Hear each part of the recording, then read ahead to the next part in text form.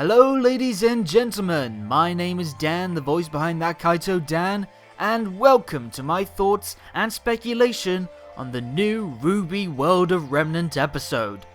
RWBY's way of giving extra information and world building without the restraint of story, as well as peppering in some subtle foreshadowing, like in the past with topics like dust, kingdoms, and more.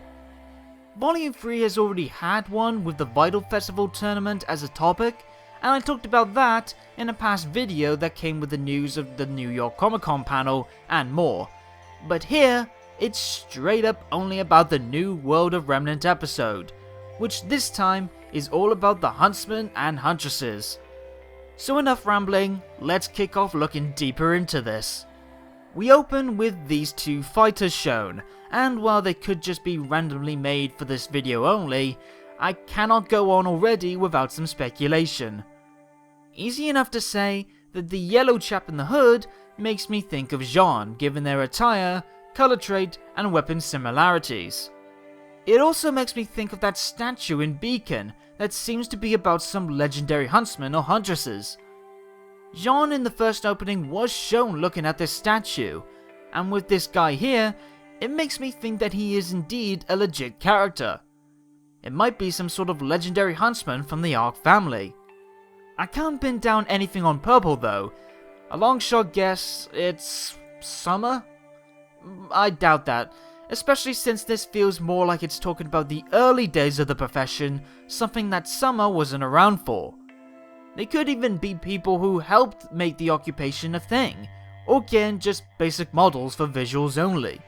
Ozpin, who's returned again to narrate, mentions that huntsmen and huntresses are ranked higher than the kingdom police and even the military when it comes to strength and skill. The occupation as a whole was actually formed around the time of the creation of the academies, post the Great War when the kingdoms became united. Makes sense, I mean, you need something for the students to aspire towards, this new occupation being that, with their sole purpose being combating the Grim. We move on to full reveals of the academies now and their respective kingdoms. Of course, Beacon is the Academy of Vale. Haven is found in Mistral, which is home to Sage, Scarlet, Neptune, and Team Auburn. Vacuo, where Sun and Teams Indigo and Bronze come from, is also the home of Shade Academy. And Atlas Academy is in the Kingdom of Mantle, where Weiss, Winter, Ironwood, and Penny are from. Quite a bit to talk about here for the moment. First, the name of that northern kingdom has always been a bit of a confusing issue for some. I've seen a lot of people getting mixed up between Mantle and Atlas, with most I've seen calling it Atlas since it's one of the more mentioned terms in the show. Now we've got word though that it is called Mantle, though if I remember correctly, Mantle was mentioned during that card game segment that the RWBY girls had in Volume 2. What they didn't mention there but did here is that Mantle is a defunct kingdom. What's that all about then? What on earth happened that would result in a kingdom being defunct, yet still have a designated academy, a business that is key worldwide like the Schnee Dust Company, a stable military, and can be tied to the other schools and still take part in the Vital Festival tournament? I don't think it could be the fault of the Grim. If it was due to them causing havoc and wrecking the kingdom, I doubt they could still be able to thrive and be the power that it seems to be. So my guesses then lean towards some criminal force, a decision made by the kingdom that the others didn't approve of and then they got punished for it, or more than likely it was something political. Something that might have led to that designation being lost. We'll clearly learn what exactly sparked this down the line, but it's definitely interesting for a kingdom that's already got a mixed reception in the eyes of many. Anyway, the schools accept mostly graduates of the primary combat schools, where over time they learn not just how to excel in combat, but also in protection. For they don't just have to be able to fight the Grim, they need to protect those who cannot fight themselves. This is why when they make it to the academies, they are put into teams. Having to work with others on a frequent basis ensures the need for students to learn about communication, empathy, and of course the need for some strong teamwork, to make sure that they're not just fighters, but they're able to act as symbols of peace and hope. It's all well and good being strong fighters, but if you care about the people you protect and have that human element to yourself, then it helps the people feel more safe, and pushes the fighters even further to make sure that they do their task and keep the people and the kingdoms safe from the Grim. Which makes me think about Ironwood's mechs and robots. He's pretty much looking to have them be the new protectors, but they don't really have those human elements to them, except of course Penny. He may have them act human, but it's programmed emotions, not adaptable, honest emotions. Once students graduate, they then get no restrictions placed upon them. By that, I mean that to help the idea that these men and women are protectors of peace for all, and that they help the world stay safe, acting under that united goal for peace, they are not limited to working for their home kingdoms or the kingdom where they were trained at. So say for instance, if they graduate, Team RWBY for example, may work for other kingdoms beyond Vale. They can also choose whatever missions they want via a message board system, kind of like at the end of Volume 2.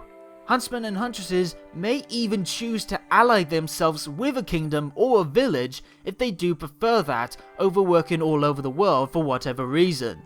There is an oddity though, once more with the Academy in Mantle. Apparently, the Atlas Academy is getting heavy amounts of stick for their teaching style, which is being very military-esque. A military indoctrination, as Osman says. This lifestyle being forced upon them ends up resulting in many of the graduates feeling inclined to join the Atlas Specialist Operatives, working as members of the Atlas military and thus serving only Atlas, no other kingdoms. Winter is shown as a silhouette in this section, which makes me think that she's one who went through that process, and in her skill would end up becoming a higher ranking official next to Ironwood. It also makes me think that this is finally a firm tease into why Weiss, a native of Mantle, went to train elsewhere. Remember that goal that Weiss mentioned during Volume 2? She knows that the Schnee name, its reputation, has been tainted over the years, and she wishes to change that by becoming a respected huntress, earning praise and thus getting rid of that ill stigma that her family name has. But if she wants to do that, she couldn't go to Atlas. It's heavily military based, and not only that, but it's working hand in hand with the Schnee Dust Company. If she went there, not only would she have been convinced to be more of an Atlas protector than a protector for all humanity, not only would she be taught more to be a soldier than a huntress, but she'd also be still tied to her father and the Dust Company. Any success that she'd gain could be seen in the public eye as just being another soldier, and one taught by a school that's very much partnered with her father's company, dulling her own actual efforts and skill that she gains. In the end, she would just be seen more like a typical Atlas fighter than one of her own making. No, she had to leave. She had to go to a different school. That way she can graduate from there, be recognized as a huntress officially, and then could take on missions and try to gain success there, working for all the kingdoms, and without being tied to her dad's actions or the actions of the Schnee Dust Company. It's why she was so pleased that Beacon and the Vale government are separate when she mentioned it last episode to Winter. This decision might even be why she and her dad are at odds with each other. Papa Schnee might have not approved of his younger daughter, the supposed heiress of the company, not training at Atlas, not following the steps of her sister, and maybe even because of the fact that she wants to work for other kingdoms. Okay, enough of the Weiss segment now. There's still one tidbit in this episode to mention. That being that it's normal for some teams after they graduate to split up. Work solo or even work in pairs or trios perhaps. Could this hint that some of our recognized teams might split up down the line for whatever reason? That might be a bit of a tasty prospect actually. seeing the developments there and how some of the relationships grow or even strain. In the end though, all huntsmen and huntresses are taught the same goal: protect and serve humanity, and never fight for the dark. Unless you're in Cinderslot, but then let's not talk about that. Though, is there some reason why for that last line they had a shot of RWBY? Time will tell, and time tells me that's all I've got for now. Another good World of Remnant episode. It's nice that they're not shrouding things in mystery too much, and now we've got a little bit more on the Huntsman occupation, a lot on Atlas and Mantle, and plenty that might affect certain characters. But what did you all think of this World of Remnant episode? What theories are you forming from the information that was given? Would you have liked more? Maybe you got enough to settle your appetite. What do you hope the next entry in this side project will be? Me, I'm still kind of hoping for a segment on life outside the kingdoms, the lifestyles of those who live outside the walls and the barriers, and what it's like for those who may struggle with the grim on a more constant basis.